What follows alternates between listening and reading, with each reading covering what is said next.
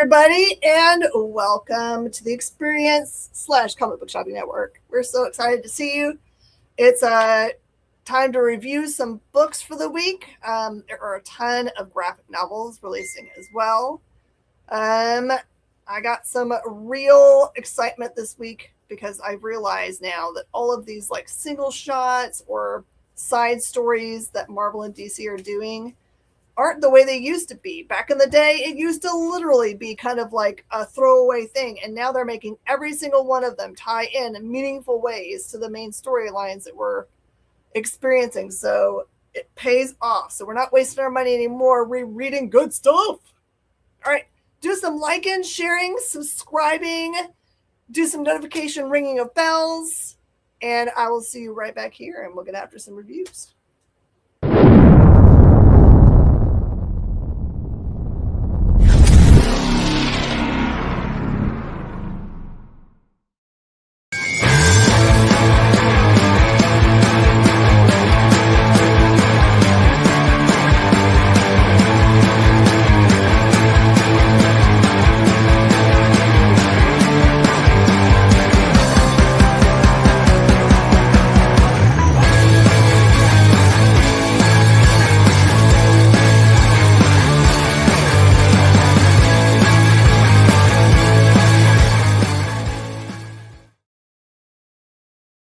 Hello, everyone's over here talking in the comments.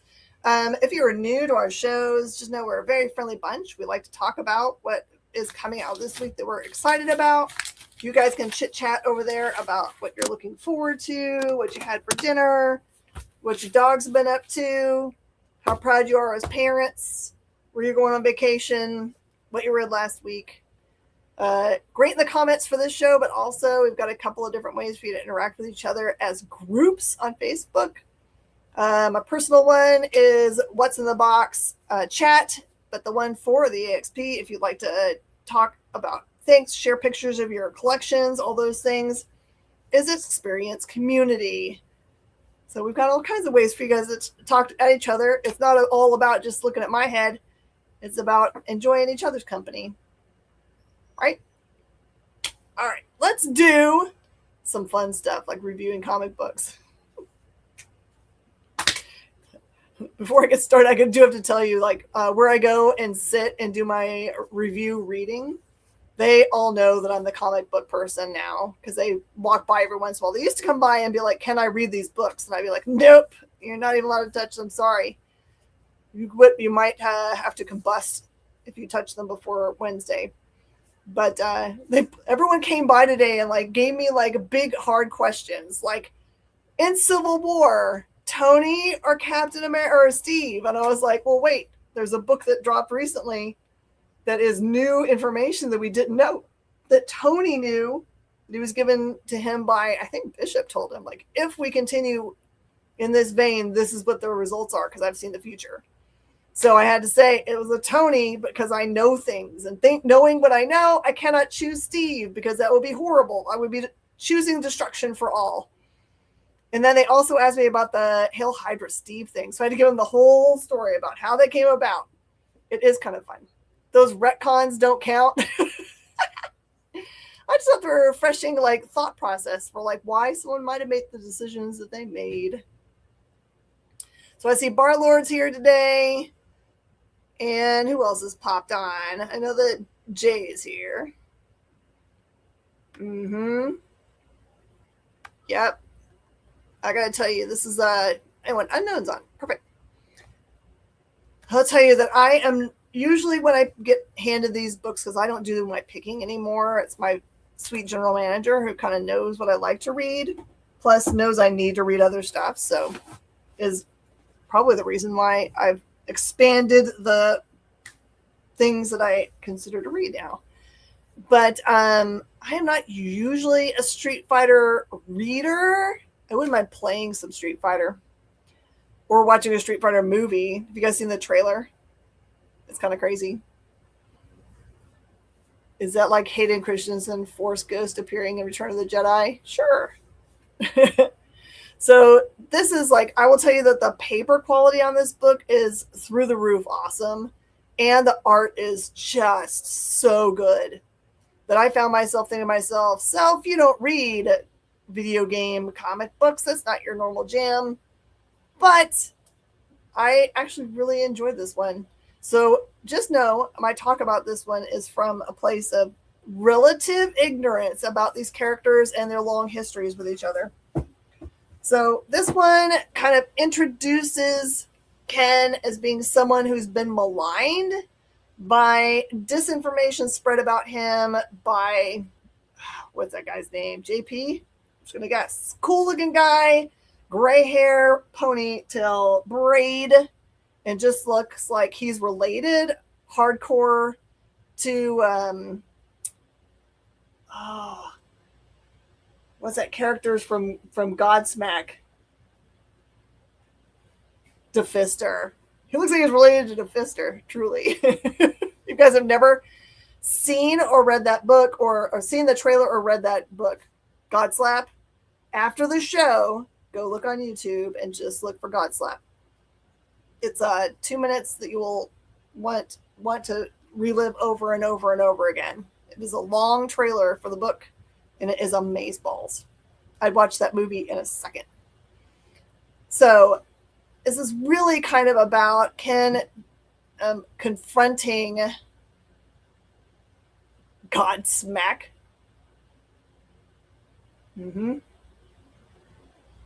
Godslap. Silly. Sorry, y'all, I'm distracted by Jay's clarification statement. What? So this is really him coming and confronting him about this is ridiculous and you're slurring my name. And it's cool because I don't know that this bad guy character speaks French, but that appeals to me and I like it.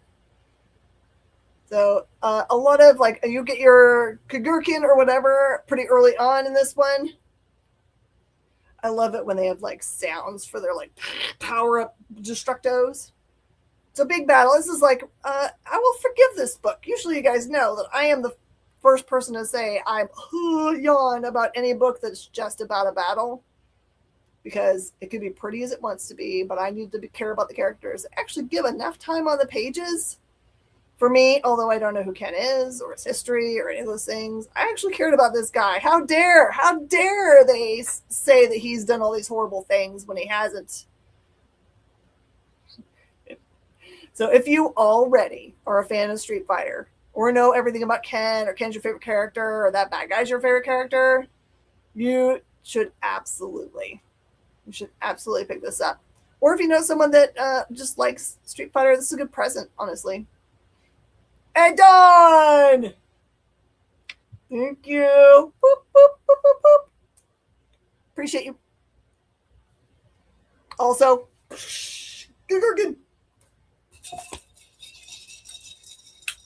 is a crazy premise.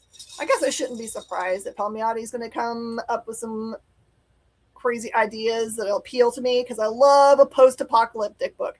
Oh my goodness, do I love a post-apocalyptic book. I'm never going to get tired of a million ways that you tell this story of humankind on the ragged edge of trying to survive some catastrophe, biological, climate related, whatever. Okay, so here we go. Here's the premise of Denver.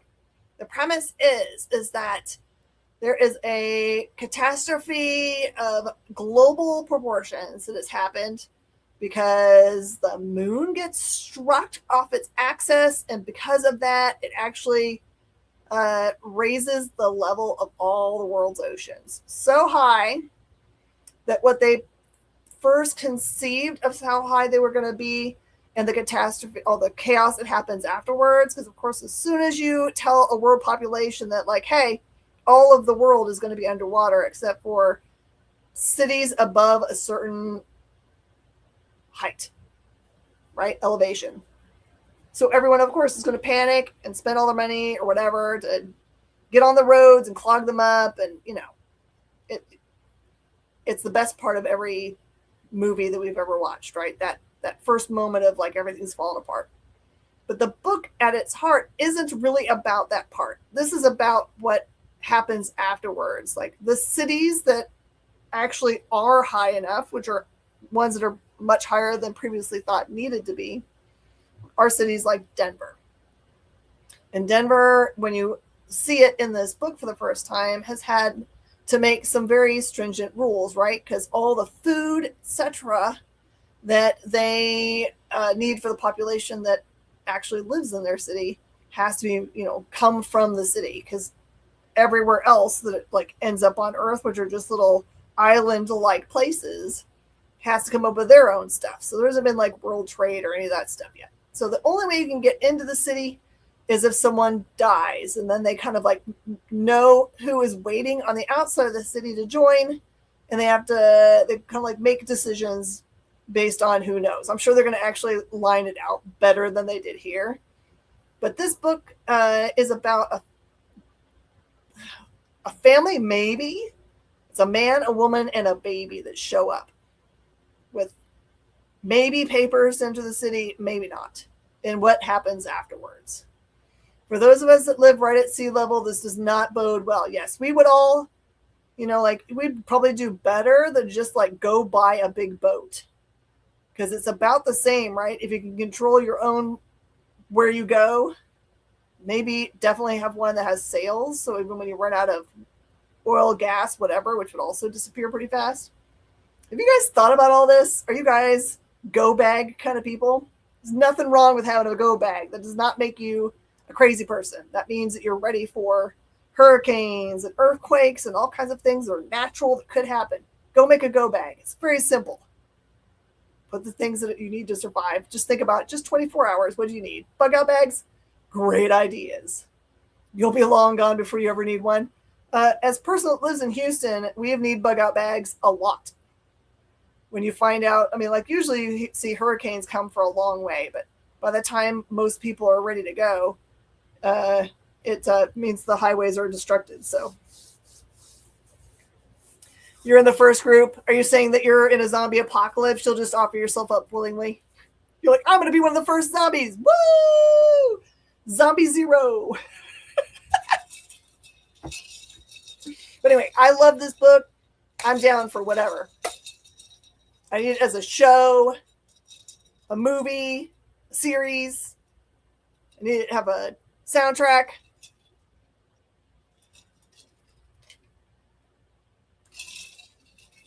This was a disturbing book. Holy cow. This is so disturbing. You're lurking, but just have to say, if I'm dead, then you've been dead for weeks, right? You only have to run faster than the person next to you if something's chasing you. Is that what you're saying, David? It's like the bear analogy. I just have to run faster than you. Stuff of Nightmares. Cat in the Coffin, which will be really great for you when you finally realize what that means.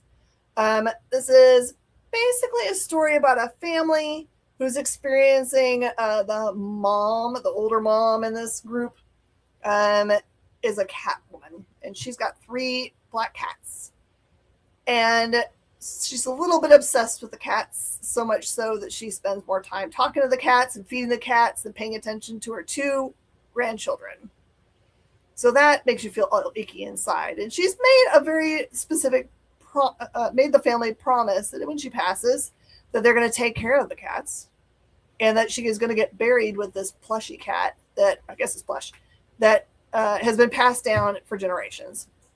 And all of those things are going to go sideways because it is R.L. Stine. It is super scary. If you have a black cat, you might not want to read this book because you might not ever trust your black cat again. Just saying. But yeah. And all the art is kind of like the cover art, so it's really cool. Bears beats Battlestar Galactica. Heck yeah. 40th Love. Is this a new connecting series, new anthologies, or just a one-shot? It feels like a one-shot. I feel it's a one-shot. It's got to be one-shot.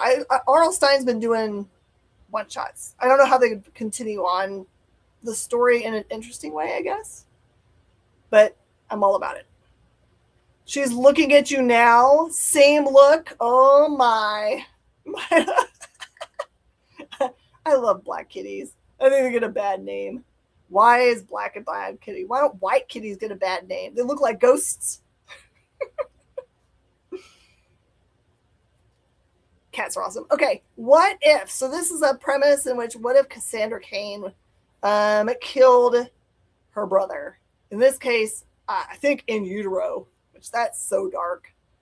So it's mostly about not necessarily that part, although that's terrifying and horrible, but about what if Cassandra really ran the school, right? It's the school that she runs very differently and with a, like a, it feels like definitely with the idea of controlling all of the students for her own purposes. So it is the same character, Cassandra, as the one in Wolverine Deadpool, which puts their fingers through people's heads and manipulates them. And this is just a terrifying look at it.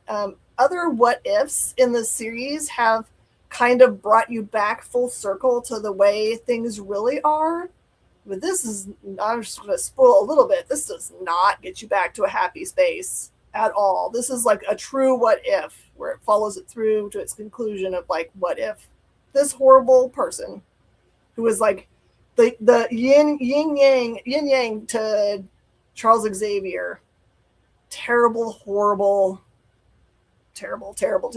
person. Bad. All right, Tomb of Apocalypse. Hold on a second. I'm gonna make sure I'm not telling tales out of order here, making sure I've got the right story.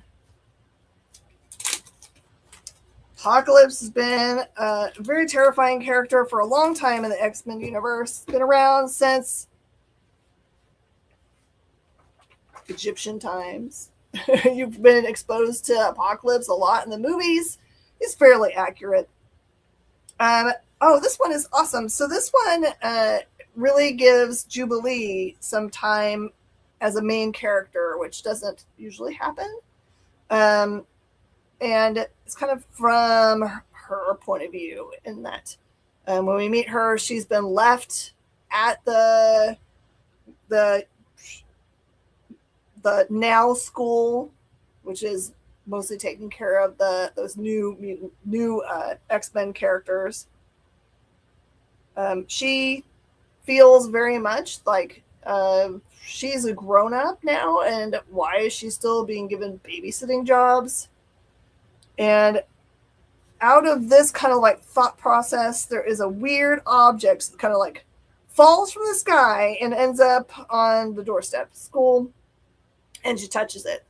And then everything goes very sideways from there. Other than that, the only thing I can tell you really is that it's something that Apocalypse has intended for someone else specific. Think the Four Horsemen, which are always associated with him. It's related to that in some way. Wolverine does show up for this issue, so you're not left with just a Jubilee issue. But I'm just glad that she finally gets to have a story. I think it's weird though, right? Does it make you feel like this book in any way is going to be about her? Because it doesn't have, are there any covers with her on it? I don't know. So anyway, sometimes, like even for the very first, what was it? Superman Punisher book? Or Spider-Man Punisher book. Do you remember that one? And it was like mostly a Hulk book. I was like, what? Come on now. So anyway, I'm good. It's a great story. Just know what character you're reading about when you go in. It's not really an Apocalypse book, although he is the main bad. It's mostly character development in continuity to now in the books for Jubilee.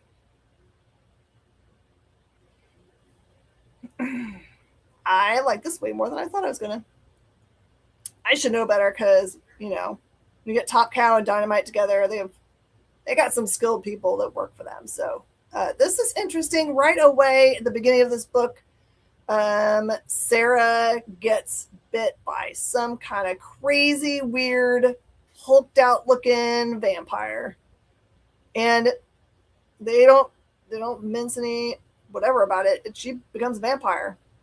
But the cool thing about it is that she gets found by Vampirilla, and their interactions together and how Sarah becoming a vampire means that the Witchblade may or may not recognize her anymore, and what Vampirilla might do about that. This is like a double thick book. The art is really terrific. And like I said, I actually enjoyed it more than I thought. A lot more.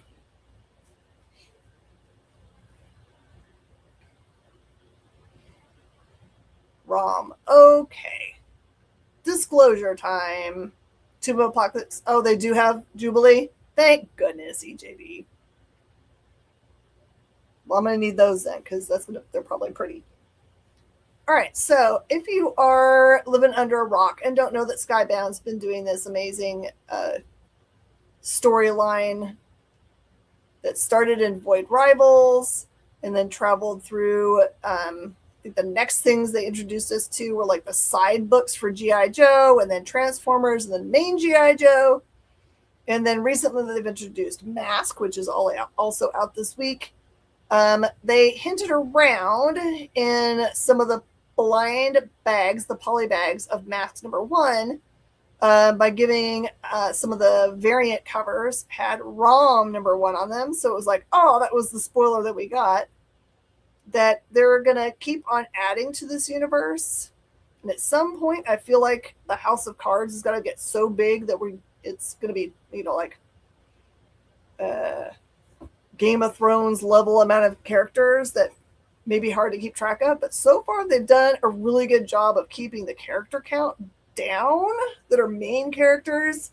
And you're getting to know the characters way up. So I'm very happy about that. This is a reprint. Oh, perfect. Well, fine. Does it actually say reprint on it? This is a special. ROM 1 special. Anyway, so this one I have not read before. So if it is a reprint, then it has all the stuff that ties into the Skybound universe. So it is not just a regular #1 ROM from old back in the day, but it does introduce the character. So the storyline in here is when you meet ROM, he has one arm missing. So if you know anything about the lore of ROM or where he came from, then you probably will know what all this means, but I don't know what any of this means. So maybe some of this stuff happened in a different issue that's not the ROM special, but is the regular ROM #1 tied to the Skybound stuff. But this one, he's wearing this cape thing on him that he calls Carpet, which is adorable. And he has been sent by, I'm going to call them alien-looking people, to go and rescue their kids that have been imprisoned by this weird insect-looking alien, right? You're just familiar with CD-ROM. Perfect. This is me coming from like knowing nothing.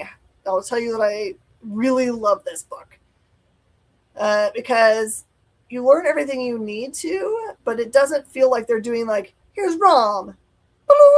First thing you find out about him, he used to be probably human, or at least something biological that's not a robot. Check. B, boop. He does not remember a lot of stuff from when that was true. He doesn't even know what this little gunny thing is that he's got on the cover is. And 3, he's a good guy. He goes and helps these parents get their kids. But it's cool to see him interact with Carpet to go and do this, because Carpet is definitely sentient and has feelings like fear and also ignoring things that he tells him to go do, that kind of stuff. So. And you do see how it's tying into the big universe. So now I need to do a cosplay where I have Carpet because it's cute. It's got to be an alien, right? Save the kids from the legally not dire race. No, they actually use the word dire race in here. They can totally use it. They did. All right. M.A.S.K origins. This one is weird because it says that this one says that it takes place before M.A.S.K #1, which I am not 100% certain what they mean by that. M.A.S.K #1 has come out, right? The regular M.A.S.K #1. I'm not crazy. I read that thing. I'm not nuts. This is Origins. This one is mostly about their main fellow that drives that cool Corvette there. My brain's not going to give me his name right now because I've lost names and my entire life just disappears.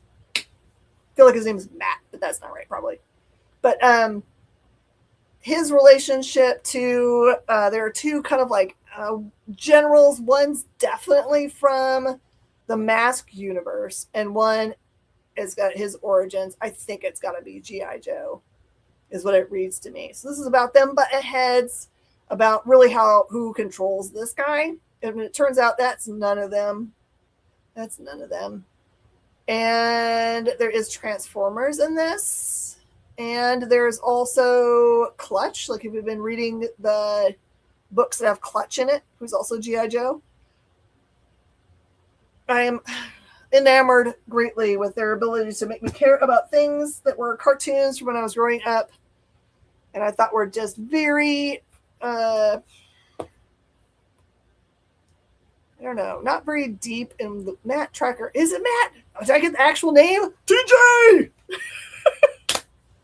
Mark me down for a win. Matt Tracker. What a name.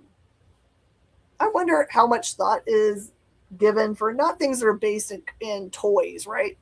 For characters. Like, how much do they really like agonize over the name for a hero that probably the people that are writing it are thinking, I need something that stands the test of time forever. By the way, I had to talk a very good friend of mine out of a character name that they thought up. They had an entire universe built around this character. There's a spy named Mike Hunt. And I was like, no. And trying to like not tell them why, but like you cannot. And they were completely oblivious to why they could not use that name. Spell it with 2 Ks. Oh my gosh. You'd read that?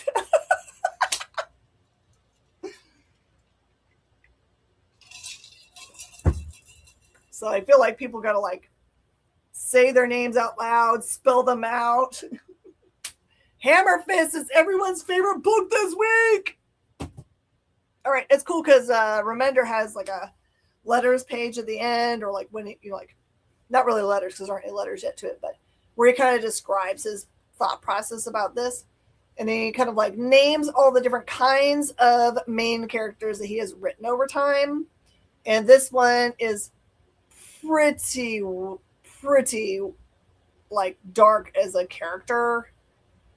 When you meet him, he is quite literally doing some kind of like big hit where he like beats the snot out of somebody. But yeah, very drugs, so much drugs for him. So he's doing all this just to get a hit, like a drug hit. And he's living out of his truck, and he hasn't taken a bath in a long time. And so despite the fact he's like Jack Reacher kind of big, he is not a good person. Or he's framed as a not person. Maybe he's just a victim of the circumstances of his life. Because he has a daughter. He's supposed to be doing things for his daughter, like giving money so she can get a prom dress. But instead, he spent his money. And I think he literally killed someone for like $60. That's pretty horrible. That's what drugs will do to you, kids. Stay off drugs. Don't do that. So after he does this job, these people approach him as he's like, passed out in his car and ask him to do a job. But they don't actually tell him what the job is. They're well-dressed people who are driving a nice car. and promise him thousands of dollars to do this job that they don't tell him what it is. It's a bank heist is essentially what they say. That's all they get. And things get real crazy weird after that. Crazy weird in a good way. So I'm not going to tell you anymore other than to say that the thing that he's wearing on his arm there, that comes into play. But I don't think we see that helmet. The helmet isn't part of this book yet. But this is dark, twisted dark. But very good. It is not like anything else you've read. I will 100% promise you that. You won't think to yourself, oh man, I just read this book last week. This is just a new premise. It's good. Okay. So this is one shot. So I will tell you, it has the next level moniker on it because it is definitely tied very specifically and really to all of the after events of DCKO. And it has a lot of like kind of development for his character, but he spends a lot of this book doing what he does best, which is killing other assassins. As it turns out, tons of them. A whole bunch. Very much. Okay? And it is kind of cool because if you don't know anything about Deadshot, on page like 5, it actually has half the page with his stats. Personal data, history, powers and weapons, all those kinds of things. So if you don't really know anything other than what you saw in the Suicide Squad movie, then you will learn a lot more. Including, there is something in this book that is severe enough to make him barf. And actually show that. Isn't that nice? So, because there is no power structure, it kind of puts this in the frame of that there is a big vacuum of power that's happening. Bad guys. And so Flag, which in this one it almost sounds like it's not the Randall Flag we know who dies in the movies, but maybe his son, who they are mortal enemies usually, but in this book they come together for a common thing. By the way, my favorite part in this entire book, and the only thing I'm really going to tell you would just kind of be spoilery, but it's not character development or storyline or anything.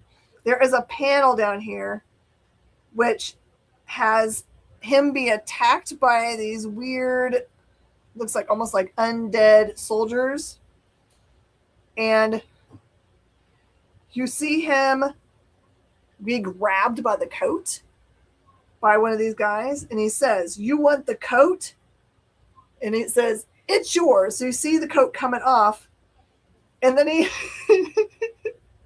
has him with his middle finger up, and it says, "I left you something in the pocket." And on his middle finger is the pull part for a hand grenade. It's so good. Rick Flag, Randall Flag, is Stephen King character, easy to confuse. Oh, did I say Randall? Sorry, Rick. I was going to see if I could see his name because I think it's not Rick. I think it might be his son. Maybe his son's name is Randall. Let me see if I can find it. Always. I'm like, looking for names. Flag. He just calls him Flag. That's nice.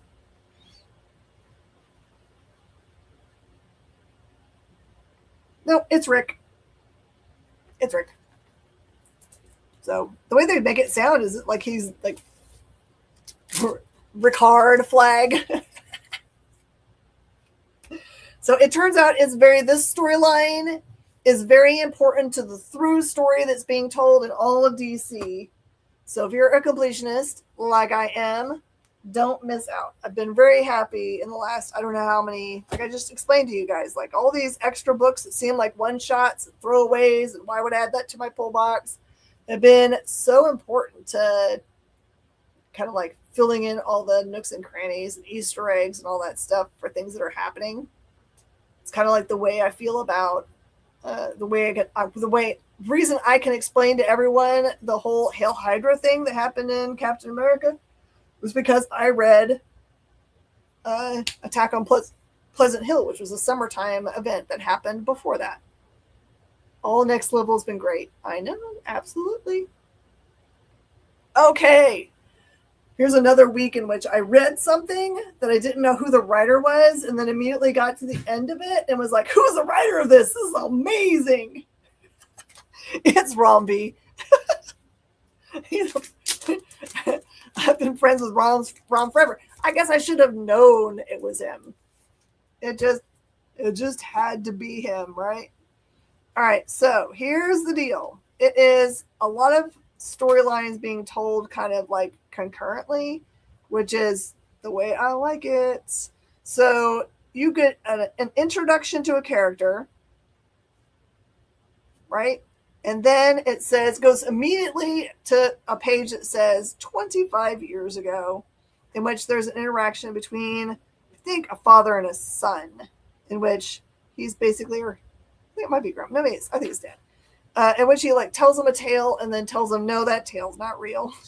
I just made that up. That's not the real story. But he, in the story that he tells the son, he basically says that magic isn't real in the world. And the son then really wants that there to go. He wants to go to somewhere where it is real. But here's the deal. It's mostly about this main character fellow who he's being tested when you meet him in like the 4th or 5th page about kind of like gives him questions, kind of like, you know, remember those remember when the in Ghostbusters when he's, you know, not showing somebody the card and is like, what's the card look like? And she says something. He was like, that's totally right, even though it's not right. He's just trying to hook up with her. But anyway, which is kind of, you're thinking to yourself, that's a professor and a student, man. No wonder we're all messed up now. Movies told us that was cool back then. But it's different than that. It's like the things that are asked have nothing really to do with the card. And then they say, what is the card? And the thing he answers is very bizarre, but it ends up being related to what the card is. And so he gets basically grabbed up to be part of this unknown organization. I don't know if they really ever say if it's part of government or what, but that he gets put into the field.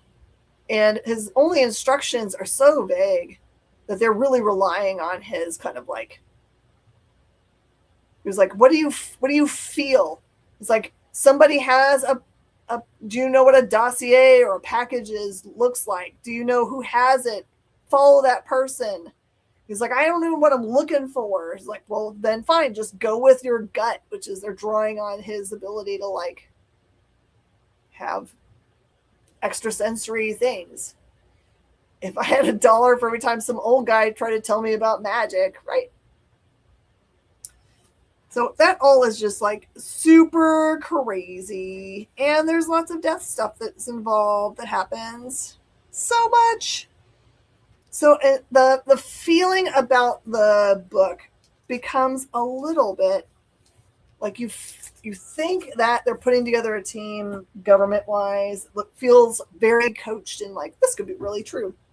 But then you realize there's some like other supernatural stuff for the team they're putting together, including the fellow here that's on the front cover. So I liken this to a very adult, very dark, kind of like League of Extraordinary Gentlemen or Hellboy or that kind of thing. But it is very twisted, and it was everything within myself. Looks like Al Pacino a little bit. Yeah, I can see that. I know because of the way Rom writes is like, don't fall in love with any character because they're all forfeit. Because he like his advice to me once when I asked him about a different book that he wrote that he killed a character in that I was in love with. He was like, the first rule of writing is to kill what they love. So I now don't fall in love with any characters in his books just to protect myself. Even though you still do anyway, honestly. He's such a good writer, y'all. I can't explain how good he is. He's just a great writer. All right, a lot of people have been buzzing about these books called Bad Seeds, and y'all are not ready for what is going on here. So this is in continuity. I thought it was going to be its own little side thing, but it is Fraction. It is definitely in continuity with what's happening in the Batman storyline. I haven't read any of the standalone Batmans, obviously, after it to make sure that it is actually going to be drawn into that whole storyline. But it is the characters that are in Fraction's run now, right? So, if you've been reading the Batman series, you know that Pamela Ivy, who's Ivy, who is the mayor of the town, and Vandal Savage have been given Batman real trouble. Real trouble. And in the beginning of this book, you see that they are not liking each other necessarily. The power struggle is very real. So they are planning all-out war with each other, essentially. Like, real serious stuff. And Ivy just is having none of it.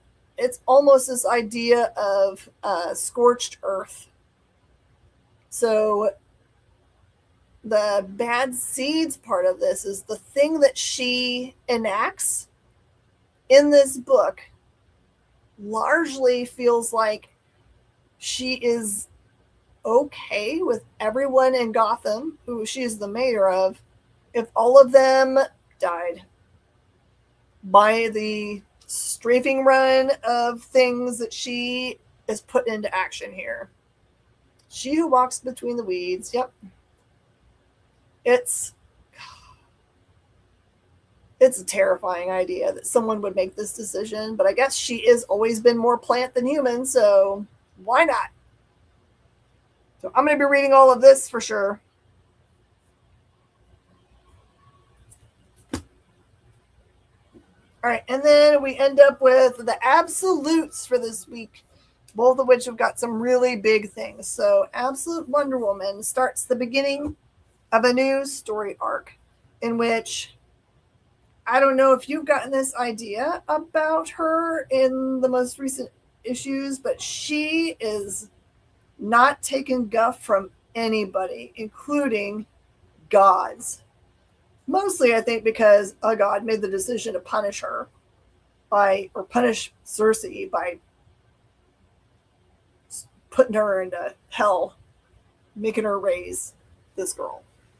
So the book starts with 2 pages that are essentially Ares talking to, I'm guessing that's Zeus, whoever the main god is, and them making plans to go and do something about her, because she is just flying in the face of all the gods. She's, for Hecate, she's like willing to, like, she sees Hecate is doing something very, very bad, even though that's her kind of like god person that she's called on before. So you just kind of see her ramp up her violence, and you see something new, you know, like they keep on saying, like different parts of her costume are very much weapons. Well, she introduces, I think for the first time, a component to her suit that I did not know existed. And so something very big is started in this book. I guess if you want to pick a fight with gods, the gods will come down and fight with you. So I don't know what's going to happen to all of us mere mortals as this is going on, but it does not look good for us. We should probably stay out of the way. Just saying. Chest plate turns into a boomerang. Nope, that's not it. Wait, it's cooler. All right, and then Absolute Catwoman has been telling this very cool tale about her earlier life in which she was part of a group called the Calico Gang. I think it was Calico Gang. Calico Girls, Calico Gang, right? And something happened long ago in which they all separated from each other under not great circumstances, right? That's what the first two books have been largely about. And they fate and circumstance has brought them back together. So you get a little bit of flashback about them, in the before times, and then you also have stuff that's going on now. So I think there's two characters. You get first full kind of appearance here, but one of them kind of tells Selena that we need to work together because this new, very horrible thing that's in play. So imagine, we'll just talk about it in terms of AI, even though I don't know that that's really the way they talk about it here. Imagine AI so powerful that it can control all the world's computers and maybe even your thought processes because of what you see, hear, and interact with every day, which, by the way, I largely think is happening to people. Psychology papers have started to say that people that spend a lot of time talking in the chat as a way to have real interaction with people, it's reworking people's neural pathways. So be careful, y'all. Talk to real people, because an AI is just a construct of bits and bops that's doing whatever it thinks it's supposed to do. So I'm happy to interact with you on the weekly, so you don't have to resort to Chat GPT, best friends. It is a tool. So anyway, this the presentation of trying to fight this big bad, which is a thing, not a person as far as we know, doesn't seem very straightforward. I feel like there is something else going on. Maybe one of the former Calicos is up to no good. Don't worry, Miss Chen, a few more data centers will make AI real. It already is real. Yep, talk to Jay. We're all here for you, man.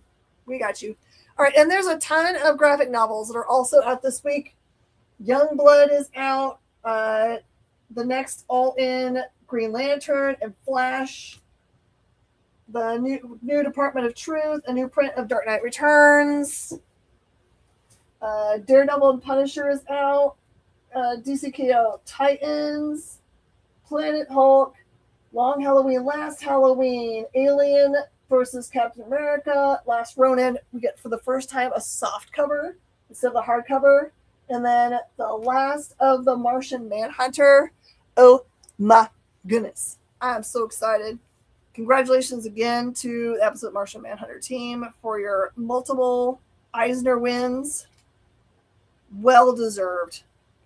I'm happy to see a lot of people have kind of discovered how good it is. Also, it's a real kind of thing that's happening in the comic book world when news agencies contact you and ask if you can be part of an article in which they are exploring the idea that we have tons and tons of new readers coming into comic books and how we're making available things that make sense for them, right? If you're just starting, are there entry points to characters that are ways for them to feel easily connected and not overwhelmed by everything that there is? And I will tell you 100% that the amount of people coming in to take up comic books is so giant.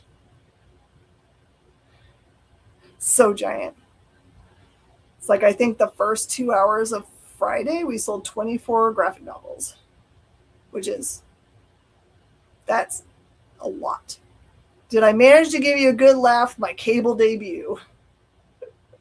I actually didn't click it yet, TJ. I messaged you to make sure it wasn't something that, a bot sent me as a way to get my personal information or whatever, but I will click it now that I know it's really you and really your thing. So I love cable. Someday I will find So back in the 90s, 95, 96, we had some cable commercials that we had produced in Midland, Texas.